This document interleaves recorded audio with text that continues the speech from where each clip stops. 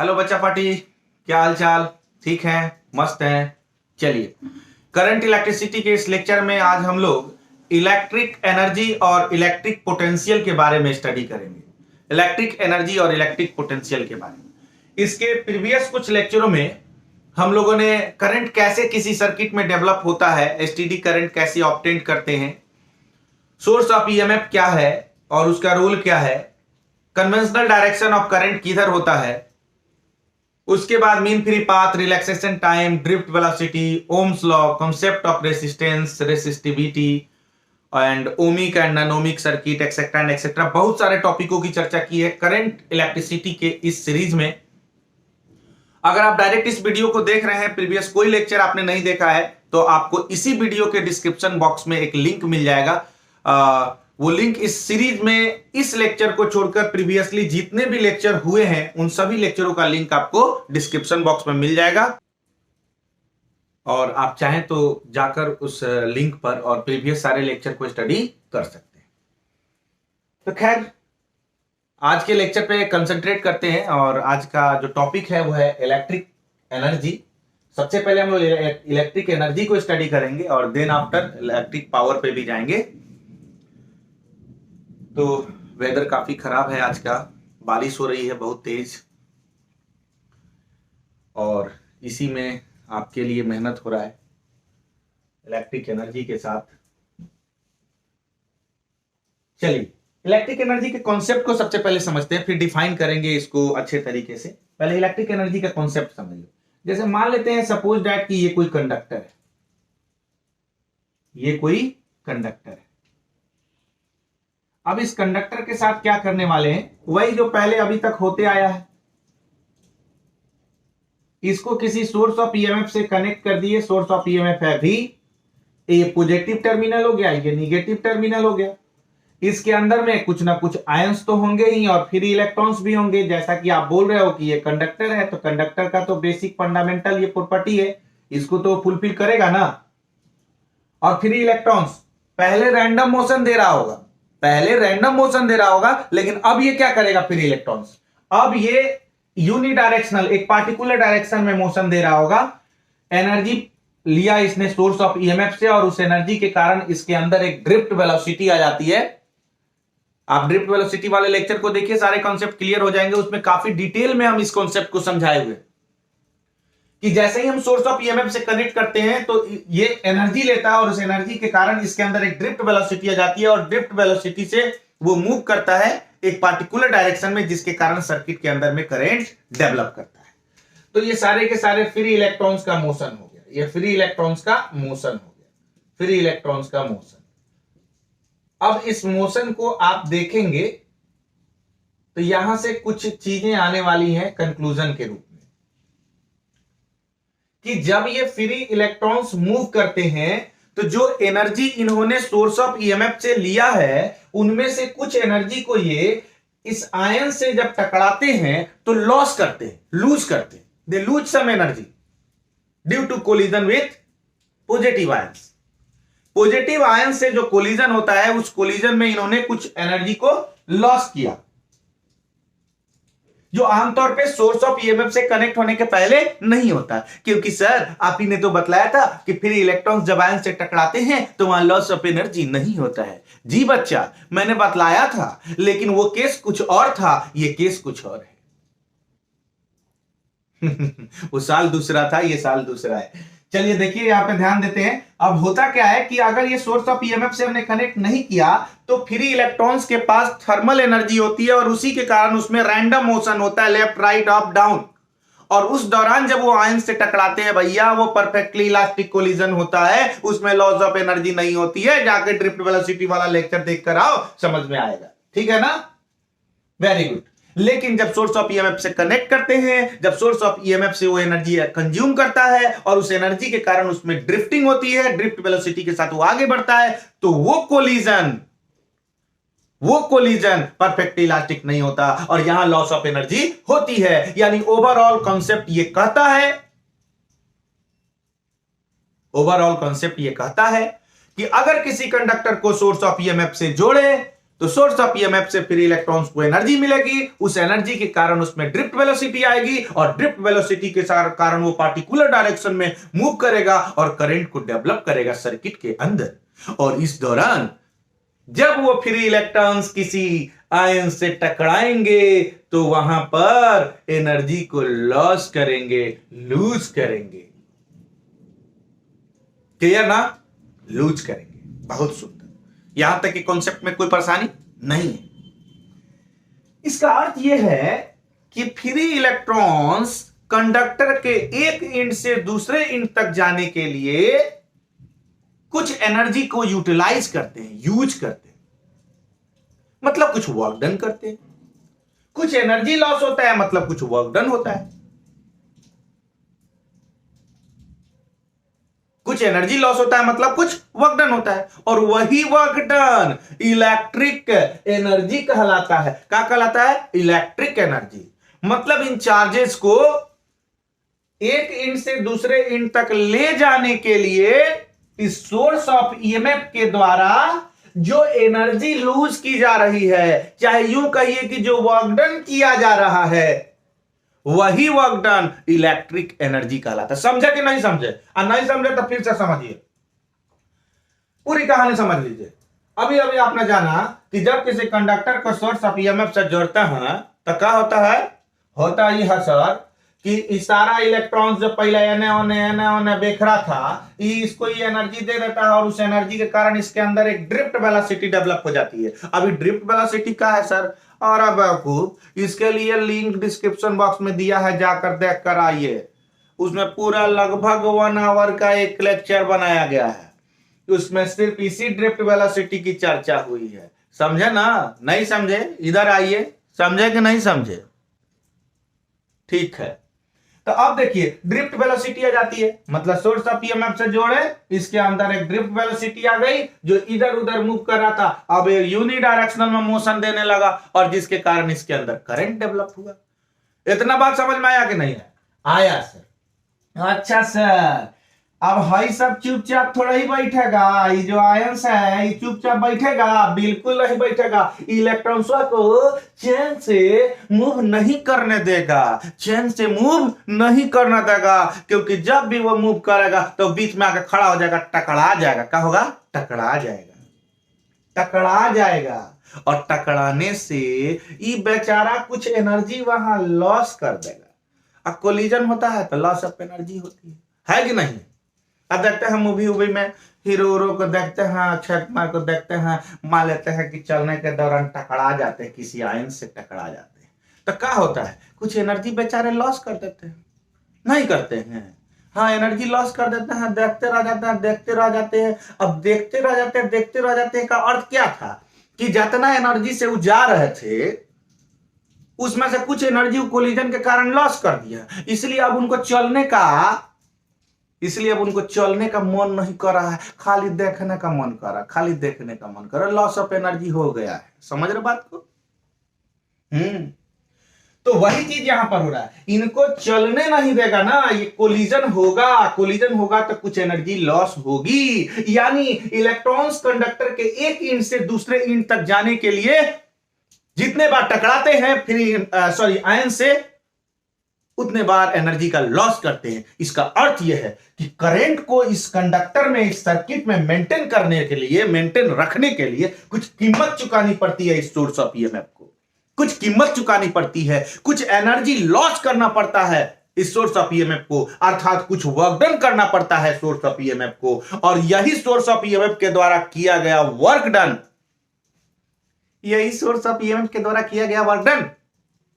Electric energy कहलाता है। So how you can define electric energy? The amount of work done by the source of EMF to maintain the current in the circuit. वाह, कितना सुंदर definition है भाई। और definition कोनो रट के नहीं बोलना है, समझ के बोलना है। अभी अभी आपने समझा है कि सोर्स ऑफ ईएमएफ एनर्जी का सोर्स जो है ये फ्री इलेक्ट्रॉन्स को एनर्जी दिया है और वो एनर्जी को लेके वो बेचारा चल दिया है, लेकिन रास्ता में टकराया तो कुछ एनर्जी लॉस हो गई, फिर चला, फिर टकरा, फिर एनर्जी लॉस हो गई। अर्थात इन फ्री इलेक्ट्रॉन्सों को स्टेडी मोशन देने के लिए, कंटिन्यूअस मोशन देने के लिए इस सोर्स ऑफ ईएमएफ को बार बार उनको एनर्जी देना पड़ेगा या फिर उनको बार बार इससे एनर्जी लेना पड़ेगा कंटिन्यूअसली, और ताकि वो आगे बढ़ते रहे। तो सोर्स ऑफ ईएमएफ फ्री इलेक्ट्रॉन्सों को एक इंड से दूसरे इंड तक ले जाने के लिए लगातार एनर्जी कंज्यूम कराती है, एनर्जी देती है, यानी वर्क डन होता है। और सोर्स ऑफ ईएमएफ के द्वारा किया गया यही वर्क डन क्या कहलाता है? इलेक्ट्रिक एनर्जी कहलाता है। सो हाउ यू कैन डिफाइन? बोलो, करंट डेवलप हुआ तो करंट डेवलप में सोर्स ऑफ ईएमएफ का हाथ है कि नहीं है? है सर। क्या कर रहा है? ये एनर्जी प्रोवाइड कर रहा है। उस एनर्जी को बेवकूफ क्या कर रहा है? कोलिजन में टकरा के कोलिजन में लूज कर दे रहा है। फिर जो कमी हो रही है उसको कौन फुलफिल कर रहा है? यही सोर्स ऑफ ईएमएफ। यानी सोर्स ऑफ ईएमएफ इन फ्री इलेक्ट्रॉन्सों को एक इंड से दूसरे इंड तक ले जाने के लिए लगातार एनर्जी दे रही है, अर्थात लगातार वर्क डन कर रही है, लगातार वर्क डन कर रही है। और यही वर्क डन क्या कहलाएगा? Electric energy. So let us define electric energy. The amount of work done, the amount of work done किसके द्वारा भैया? तुम्हारे द्वारा। The amount of work done by source of EMF. EMF मतलब इलेक्ट्रोमोटिव फोर्स का source of EMF to maintain the current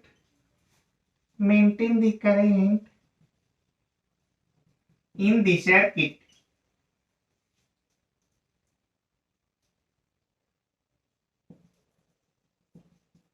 is called electric energy. समझ में आया? पूरी तरीके से समझ में आ गया? इलेक्ट्रिक एनर्जी का कॉन्सेप्ट समझ में आ गया कि नहीं आया? नहीं सर, आ गया सर, हम लोग तो बहुत बुद्धिमान है, आ गया। तो चलो भाई, आ गया तो चलो। अब इलेक्ट्रिक एनर्जी को कैलकुलेट करना है तो वर्क डन को कैलकुलेट करना होगा। अगर आप इलेक्ट्रिक एनर्जी को कैलकुलेट करना चाहते हैं तो आप वर्क डन कैलकुलेट करिए। कौन वर्क डन? तो इन चार्जेस को एक इंड से दूसरे इंड तक ले जाने में किया गया वर्क डन। अच्छा सर, ये तो हमने सोचा ही नहीं था कि इहो कैलकुलेट करना पड़ेगा। कितना बढ़िया कथा कहानी चल रहा था सर, मजा आ रहा था। अभी सबको अधिक कैलकुलेशन आप डाल देते हैं, हर लेक्चर में कैलकुलेशन। अरे भैया, फिजिक्स जो है ना, इधर में मैं आपको कराया महसूस, आपने फिजिक्स को यहां से महसूस किया। अब इसका हम क्या करेंगे? एप्लीकेशन करेंगे कैलकुलेशन में। हमने महसूस किया कि करंट अपने आप डेवलप नहीं कर रहा, इसमें सोर्स ऑफ ईएमएफ का बहुत बड़ा हाथ है। हमने महसूस किया कि करंट को इसके अंदर मेंटेन रखने के लिए source of EMF energy loss कर रहा है, एनर्जी प्रोवाइड कर रहा है, माने वर्क डन कर रहा है। और हमने ये जाना कि सोर्स ऑफ ईएमएफ के द्वारा इस करंट को मेंटेन रखने के लिए किया गया वर्क डन ही इलेक्ट्रिक एनर्जी कहलाता है। तो अब हम इलेक्ट्रिक एनर्जी को आसानी से कैलकुलेट कर सकते हैं, क्योंकि कभी भी कोई कहेगा इलेक्ट्रिक एनर्जी कैलकुलेट करो, इसका अर्थ है वर्क डन कैलकुलेट करो। कौन चीज का वर्क डन? तो इन चार्जेस को हियवा से हियवा तक लाने में किया गया वर्क डन। वेरी गुड, बहुत आसान है, क्योंकि पोटेंशियल डिफरेंस का डिफिनीशन कहता है amount of work done to carry unit charge from one end of conductor to another end, चाहे from one point to another point. तो अगर यहां दोनों एंड के बीच में तुमने भी पोटेंशियल डिफरेंस दिया है, तो यह बात तो यहीं पे तय हो गया कि यूनिट चार्ज को कैरी करने में भी वर्क डन होगा। तो जब यूनिट चार्ज को कैरी करने में वर्क डन आ गया, तो जितना चार्ज को करने में निकालना होगा निकल जाएगा। 2 कूलम चार्ज के लिए 2 से गुना, 3 कूलम चार्ज के लिए 3 से गुना, 4 कूलम चार्ज के लिए 4 से गुना, इस तरीके से गुना करते चलेंगे। तो बहुत आसान है। खैर, हम आते हैं मैथमेटिकल एक्सप्रेशन पे भी आते हैं इलेक्ट्रिकल एनर्जी के। या इलेक्ट्रिक एनर्जी के। लेकिन तत्काल पहले यहां तक नोट करके आइए। और जो ऐसे बच्चे हैं जिनको हिंदी लैंग्वेज में एग्जाम में बैठना है भैया, जिनका लैंग्वेज हिंदी है, जो हिंदी में नोट्स बनाना चाहते हैं, हिंदी में पढ़ना चाहते हैं, उनके लिए मैं बता दूं, इलेक्ट्रिक एनर्जी को हिंदी में लिखेगा वैद्युत ऊर्जा।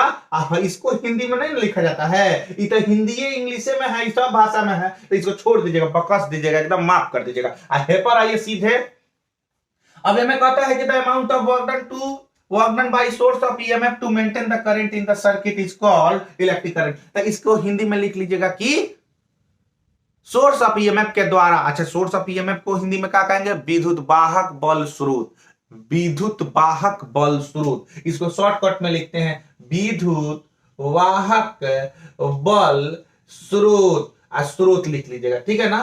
तो विद्युत वाहक बल स्रोत के द्वारा किसी परिपथ में, किसी वैद्युत परिपथ में धारा को बनाए रखने के लिए किया गया कार्य वैद्युत ऊर्जा कहलाता है। तो आइए तो फटाफट बार बार वीडियो को रिपीट करके पीछे ले जाकर देखकर इसका हिंदी और इंग्लिश तो लिखा ही हुआ है, नोट्स बना लीजिएगा। तुरंत जल्दी से आइए फटाफट, क्योंकि हम लोग जाने वाले हैं किधर, हम लोग जाने वाले हैं इलेक्ट्रिक एनर्जी के मैथमेटिकल फॉर्मूला पर। जो अभी देखे हैं उसी को कैलकुलेट करना है। जल्दी फटाफट आइए,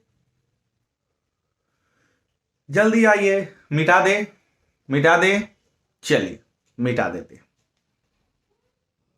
चलिए मिटा दिए। अब हम लोग मैथमेटिकल फार्मूला की ओर चलते हैं। तो देखिए सबसे पहले तो हम मानेंगे कि एक कंडक्टर है, जिस कंडक्टर का को भी पोटेंशियल डिफरेंस देने पर, भी पोटेंशियल डिफरेंस देने पर इसमें आई करंट डेवलप हो रहा है। कितना करंट डेवलप हो रहा है बच्चा, आई करंट डेवलप हो रहा है। और इस कंडक्टर का रेसिस्टेंस कितना है, आर है। इस कंडक्टर का रेसिस्टेंस कितना है, आर। और ये कितने टाइम तक फ्लो कर रहा है, तो टी टाइम तक फ्लो कर रहा है। यानी यहां पर मेंशन कर दें इस बात को, यहां मेंशन कर दें, इस पार्ट में मेंशन कर देते हैं, यहां पर पूरा पूरी मेंशन कर देते हैं, ठीक है ना। तो यहीं पर मेंशन करते हैं, ठीक। चल कि late a conductor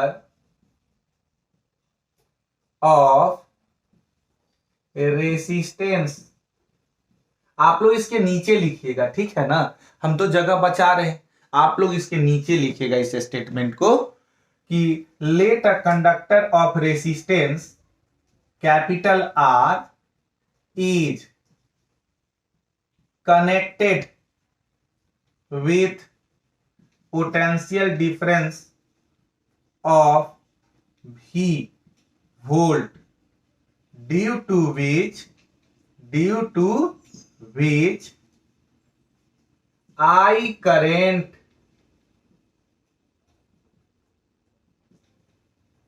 passes through them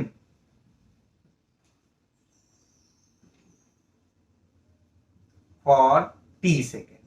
चलो सारी कहानी यहां पर हमने लिख दी है, पूरी राम कहानी यहां पे लिखी हुई है कि हमने एक कंडक्टर माना जिसका रेसिस्टेंस आर है और उसको पीडी दिया वी वोल्ट का, और उसके कारण उसमें आई करंट जो है वो 3 सेकंड के लिए फ्लो किया, सॉरी टी सेकंड के लिए फ्लो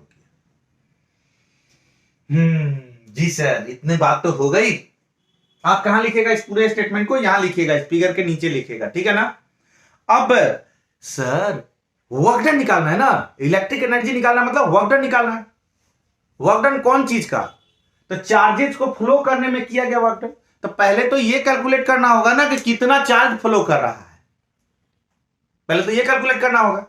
तो हमें अच्छी तरीके से यहां पे मालूम है कि सिंस करंट कितना है, करंट, तो करंट डेवलप कर रहा है आई, और कितने टाइम तक, तो टी टाइम तक। अब पीडी कितना दिए, भी वोल्ट, पोटेंशियल डिफरेंस कितना है, भी volt.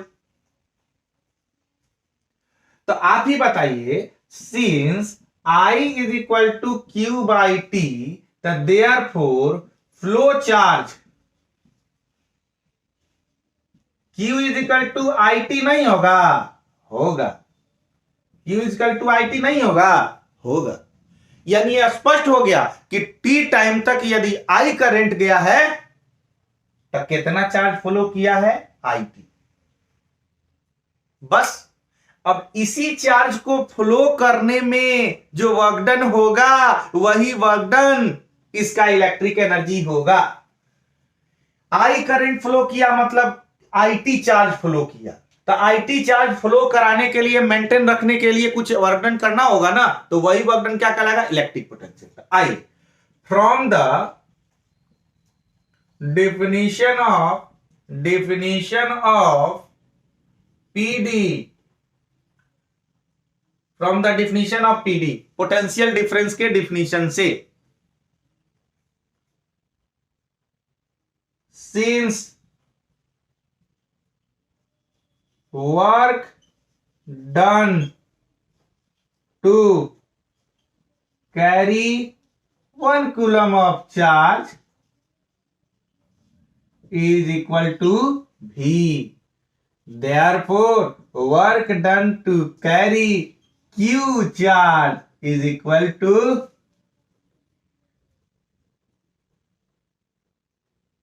W is equal to V. तो यहां पर W is equal to क्या हो जाएगा, VQ। ठीक है ना। तो therefore Q चार्ज को कैरी करने में वर्क डन कितना आ गया, W बराबर VQ। यही इलेक्ट्रिक एनर्जी का एक फॉर्मूला आ गया, यही इलेक्ट्रिक एनर्जी का एक नंबर फॉर्मूला आ गया। इलेक्ट्रिक एनर्जी का फॉर्मूला क्या आ गया, VQ। अब Q के जगह पे Q का मान डाल देंगे तो एक और नया फॉर्मूला आ जाएगा। तो और करके लिखिए, W बराबर V या Q के जगह पर IT। ये दूसरा फॉर्मूला आ गया बच्चा।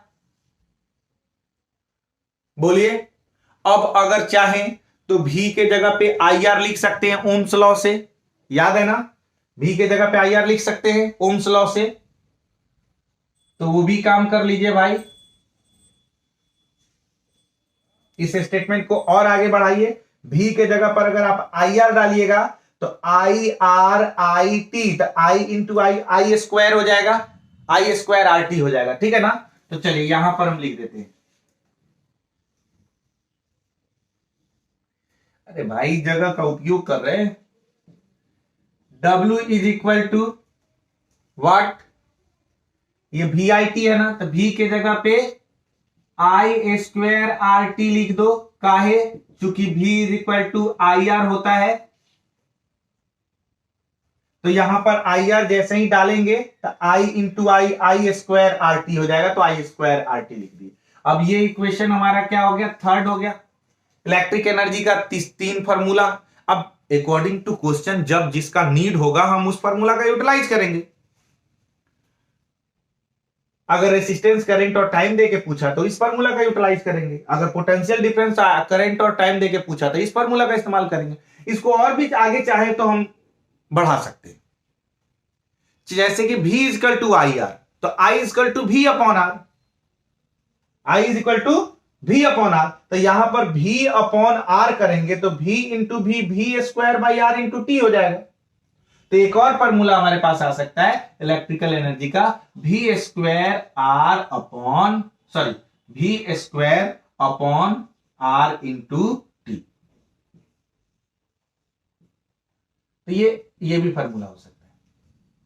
तो जब जिसका इस्तेमाल करना हो, कैसे आया तो समझ रहे हैं ना, कैसे आया, तो यहां पर I के जगह पे क्या किए हैं, जैसे देखो V is equal to IR, तो I is equal to V upon R, तो V अपॉन R करेंगे तो V into V square upon R into T, तो V square upon R into T। तो ये हमारे पास एक फॉर्मेट आ गया। इस तरीके से और भी इसको आगे इलैबोरेट किया जा सकता है, अलग अलग वैल्यू को रिप्लेस करके, लेकिन तत्काल इलेक्ट्रिक एनर्जी का ये बेसिक फंडामेंटल 2-3 फॉर्मूला आपके पास हो गया, और जो कंसेप्ट है वो आपको दिया गया। जो हिंदी लैंग्वेज वाले बच्चे अपना नोट्स तैयार करना चाहते हैं, भैया यहां से लेके यहां तक तो कोई विशेष हिंदी इंग्लिश का लफड़ा है नहीं। यहां समझ लीजिए कि माना कि एक चालक है जिसका प्रतिरोध R है तथा उनके दोनों सिरों के बीच भी विभवांतर देने पर उससे होकर T समय तक I धारा प्रवाहित हो रही है। बस इतना ही बात लिखना है, वीडियो को बार बार पीछे रिप्ले करके, और आप इतनी बातों को लिख लीजिएगा। ये सुविधा तो है आपको, बार बार रिप्ले करके आप सुन सकते हैं कि मैंने हिंदी में इसको क्या बोला। और यहां लिखिएगा from the definition of PD का मतलब हुआ कि वैद्युत विभवांतर के परिभाषा से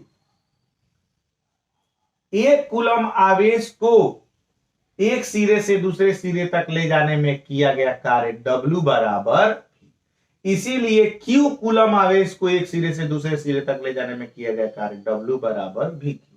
अब यही कार्य जो है वो इलेक्ट्रिक एनर्जी कहलाता है, जो कि हम ऑलरेडी समझा चुके। तो आई थिंक यहां तक का टॉपिक क्लियर हो गया होगा, कहीं से कोई दिक्कत नहीं है। तो यहां तक नोट करके आइए, फिर हम लोग इलेक्ट्रिक पावर पे चलेंगे कि इलेक्ट्रिक पावर किसे कहते हैं। ठीक है ना, आइए जल्दी आइए, मिटा दें। अरे आप लोग तो वीडियो रोक के भी ये नोट कर लीजिएगा, तो फिर वेट क्या करना है, मिटा देते हैं। चलिए चलिए,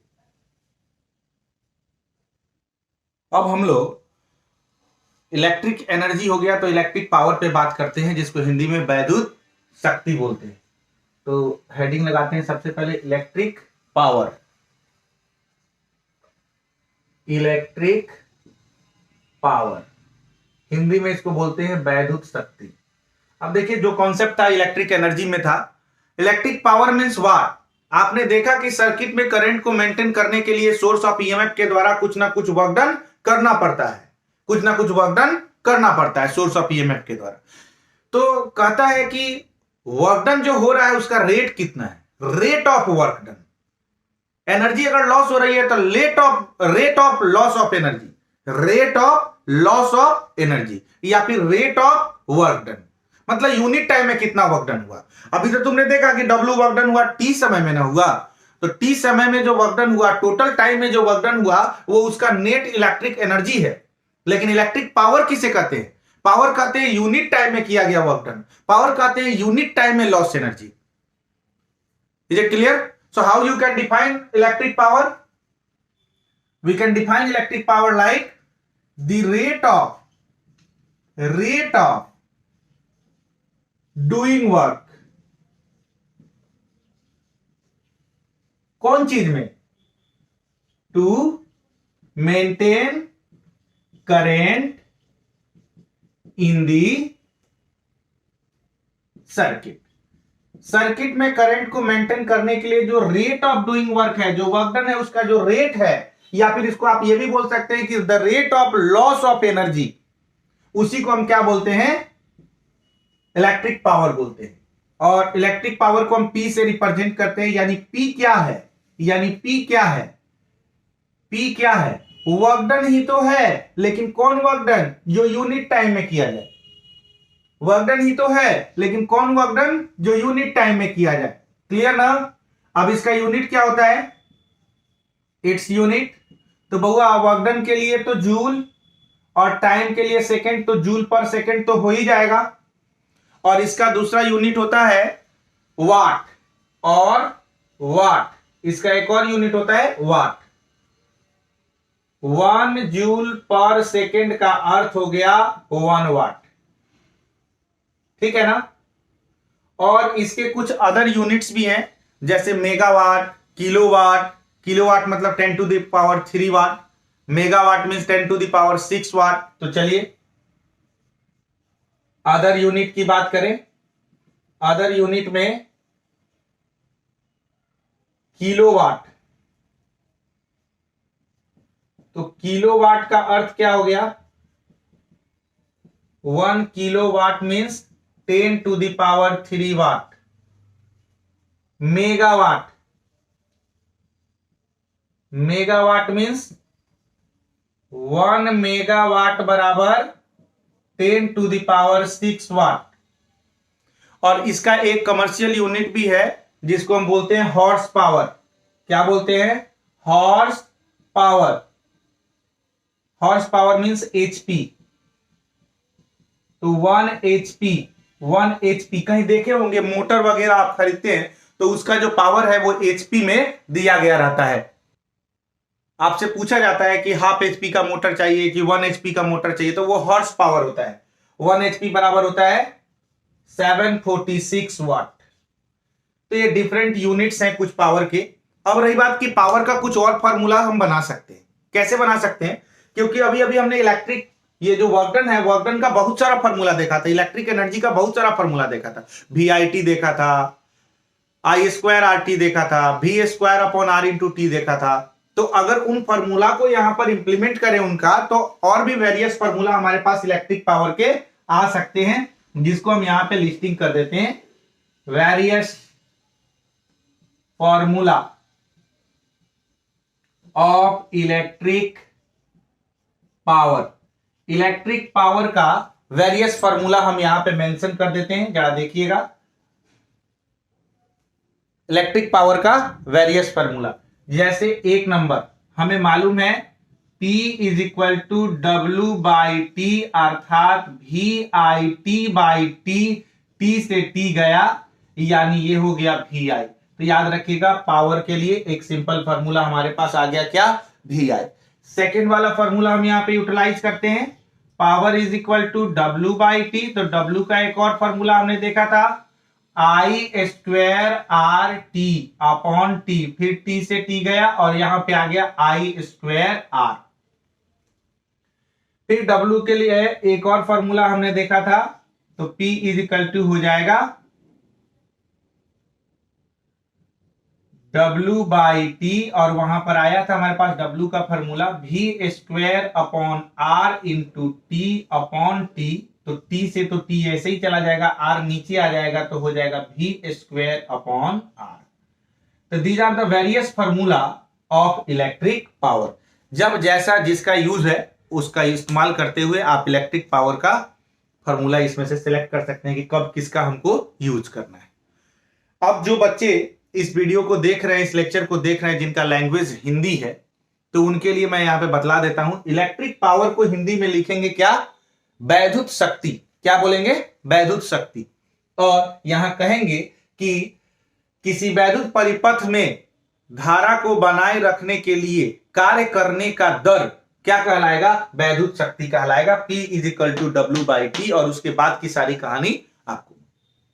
और यहां पे क्या लिखेंगे कि वैद्युत शक्ति के कुछ अन्य सूत्र, और ये सूत्र हम कहां से लाए हैं बच्चा, तो जो अभी इसके पहले इलेक्ट्रिक एनर्जी पढ़े वहां इलेक्ट्रिक एनर्जी के वेरियस फॉर्मूला का हमने इस्तेमाल किया और इसको लेकर आए। तो आई थिंक कि यहां तक का कॉन्सेप्ट क्लियर हो गया होगा, कहीं से कोई दिक्कत नहीं है, यहां तक नोट करके आइए, और उसके बाद हम लोग इस पर एक छोटे छोटे कुछ न्यूमेरिकल को करेंगे, तो जल्दी नोट करिए। चलिए अब इस पर एक छोटा सा न्यूमेरिकल हमारे पास है, कहता है कि on a heating element 220 volt and 630 watt is retained. If it is connected with the source of 220 volt, then how much current it take? कहता है कोई हीटिंग एलिमेंट है और उस हीटिंग एलिमेंट पर 220 वोल्ट 630 वाट लिखा हुआ है, ठीक है ना, हाँ 220 वोल्ट और 630 वाट लिखा हुआ है। तो अगर उसको 220 वोल्ट वाले सोर्स से जोड़ दिया जाता है तो कितना करंट वो लेगा, कितना करंट वो लेगा। तो सबसे पहली चीज है कि गिवन क्या है, हमारे पास पावर गिवन है 630 वाट, और यहां पर पीडी गिवन है 220 वोल्ट, और हम 220 वोल्ट से कनेक्ट भी किए हैं, और हमसे यहां पे पूछ दिया है कि करंट कितना लेगा और ऑल्सो कैलकुलेट द रेसिस्टेंस, ठीक है ना। तो अब पावर का कॉन्सेप्ट हमारे पास है, और एक बार करंट निकालना है और एक बार रेसिस्टेंस निकालना है। It's very simple. हम ये सोचेंगे कि पावर का हमारे पास फॉर्मूला क्या है, तो एक तो इलेक्ट्रिक एनर्जी का जो फॉर्मूला था VIT, उसमें से T कट गया था तो VI आया था, यानी P is equal to VI। आपके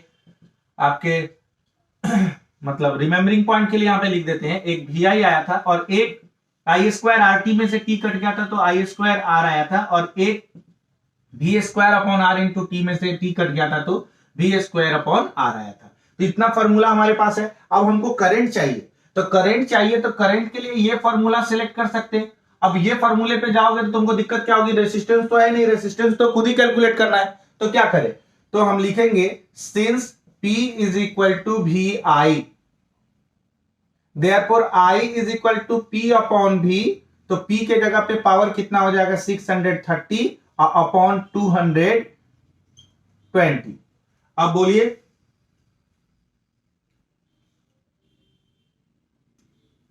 कितना हो जाएगा, I का मान कितना हो जाएगा, तो ये कट जाना चाहिए, कट जाना, अच्छा sorry sorry sorry sorry sorry, यहां 210 वोल्ट है जी, यहाँ 210 वोल्ट, ये सीबीएसई बोर्ड एग्जाम में ऑलरेडी पूछा हुआ क्वेश्चन है, तो यहाँ 210 ही डालेंगे, तो ये 3 टाइम्स कट जाएगा, यानी 3 एम्पियर का करंट जो है ये कंज्यूम करेगा अगर इसको 210 वोल्ट वाले पोटेंशियल डिफरेंस से कनेक्ट कर दिया जाए तो। अब आता है हमारे पास रेसिस्टेंस की बारी, इसका तो मान आ गया 3 एम्पियर, अब हमारे पास रेसिस्टेंस की बारी। अब रेसिस्टेंस के लिए हमारे पास 2 फार्मूला है, दोनों में से जिसका भी यूज करना चाहे आप कर सकते हैं। आप चाहे तो वी स्क्वायर अपॉन आर करें और या फिर आप चाहे तो आई स्क्वायर अपॉन आर करें। बोले किस फार्मूला का यूज करें? जैसे अगर हमसे पूछिएगा तो इस फार्मूला का अगर हम यूज करते हैं वी स्क्वायर अपॉन आर का, तो इसमें परेशानी क्या होगा कि v का मान तो 210 वोल्ट है, फिर 210 का स्क्वायर करना होगा, और अगर हम इस फार्मूला का यूज करते हैं तो I का स्क्वायर करना होगा। I का मान हमारे पास आ चुका है 3 एम्पियर। अगर ये नहीं आया रहा था तब के केस में अगर आप डायरेक्ट पहले रेसिस्टेंस निकालना है, तो डायरेक्ट पहले रेसिस्टेंस निकालना है, तब तो आपकी मजबूरी है कि आप इसी फार्मूला को सिलेक्ट करिएगा, क्योंकि आपके पास जो है ना रेसिस्टेंस निकालने के लिए इस फार्मूला को इसलिए सिलेक्ट कीजिएगा क्योंकि करंट आपके पास है ही नहीं, करंट तो हम निकाले नहीं है। अगर डायरेक्ट आप क्या निकालने जा रहे हैं? रेसिस्टेंस, डायरेक्ट आप रेसिस्टेंस निकालने जा रहे हैं और इसके पहले आपने करंट नहीं निकाला है, तो करंट जब है ही नहीं तो इस फार्मूला का तो यूज ही नहीं कर सकते। तब वैसे परिस्थिति में इसी फार्मूला को सिलेक्ट करना होगा, यानी गिवन डाटा के अकॉर्डिंग, जो डाटा गिवन है इसके अकॉर्डिंग तब आप यही फार्मूला इस्तेमाल करेंगे। लेकिन चूंकि हम लोग अभी यहां पे करंट निकाल चुके, तो अब हम लोग इससे बच सकते हैं, हम चाहें तो इससे परहेज करेंगे और इस फार्मूला को सिलेक्ट करेंगे। तो आइए सिलेक्ट करके देखते हैं। Now for resistance, so resistance के लिए क्या हो जाएगा बच्चा? रेसिस्टेंस के लिए हो जाएगा, रेसिस्टेंस के लिए P is equal to I square R. P का मान आई स्क्वायर आर होता है, तो यहां से R इज इक्वल टू हो जाएगा P अपॉन आई स्क्वायर। तो P के जगह पे हम डाल देंगे 630 अपॉन, और आई स्क्वायर के जगह पे डाल देंगे हम 3 एम्पियर का स्क्वायर यानी 9। तो 9 से ये 7 टाइम्स कटेगा और एक 0, यानी 70 ओम का रेसिस्टेंस होगा। रेसिस्टेंस कितना होगा? 70 ओम। तो इस तरीके से इलेक्ट्रिक पावर से रिलेटेड आप न्यूमेरिकल कर सकते हैं। फॉर्मूला यदि आपके पास है तो इसका इस्तेमाल आप बड़े मजे में करिएगा। गिवन डाटा के अकॉर्डिंग आप इसमें से फॉर्मूला सिलेक्ट कर लीजिएगा कि हमारे लिए यूजफुल फॉर्मूला क्या है। तो I think it is clear. और ओवरऑल पूरे लेक्चर का कॉन्सेप्ट यह है कि जब किसी कंडक्टर को हम किसी सोर्स से जोड़ते हैं तो सोर्स ऑफ ईएमएफ जो है उसको एनर्जी प्रोवाइड करती है फ्री इलेक्ट्रॉन्स को, और फ्री इलेक्ट्रॉन्स उस एनर्जी के कारण ड्रिफ्ट वेलोसिटी से आगे बढ़ते हैं और करंट को प्रोड्यूस करते हैं, सर्किट में करंट डेवलप करते हैं।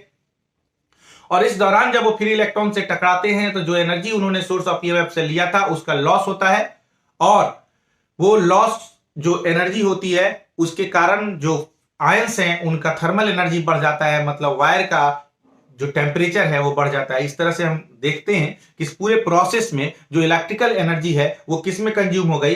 हीट एनर्जी में कन्वर्ट हो गई। ऐसा नहीं है, हीट एनर्जी और भी कुछ एप्लियंसेस हैं, कुछ डिवाइस हैं जिसमें इलेक्ट्रिकल एनर्जी जो है वो लाइट एनर्जी, अब इलेक्ट्रिक बल्ब की बात करें तो उसमें हीट एनर्जी और लाइट एनर्जी दोनों में कन्वर्ट होता है। इलेक्ट्रिक हीटर की बात करें तो हीटर में भी इलेक्ट्रिकल एनर्जी हीट एनर्जी में कन्वर्ट होता है। तो और भी बहुत सारे हमारे पास डिवाइस हैं जिसमें हम इलेक्ट्रिकल एनर्जी कंज्यूम करते हैं और वेरियस अदर फॉर्म में कन्वर्ट करते हैं। लेकिन यहां इस केस में इलेक्ट्रिकल एनर्जी के कॉन्सेप्ट में हमने देखा कि इलेक्ट्रिकल एनर्जी का यहां पर क्या हो रहा है? कन्वर्जन हो रहा है किसमें? हीट एनर्जी में। और टेम्परेचर का जो वायर का जो हीट टेम्परेचर है वो इंक्रीज कर जाता है। तो इलेक्ट्रिक एनर्जी और इलेक्ट्रिक पावर के इस लेक्चर में आज हम लोग इतना ही तक रहने देते हैं। और बार बार रिक्वेस्ट है कि अगर आपको ये लेक्चर समझ में आया और आप चाहते हैं कि और बेहतरीन तरीके से समझ में आए तो डिस्क्रिप्शन बॉक्स में जाइए और बाकी सारे लिंक पर को देखिए, एक एक करके लेक्चर बाय लेक्चर 01, 02, 03 करके सारे लेक्चर का डिस्क्रिप्शन बॉक्स में लिंक दिया गया है।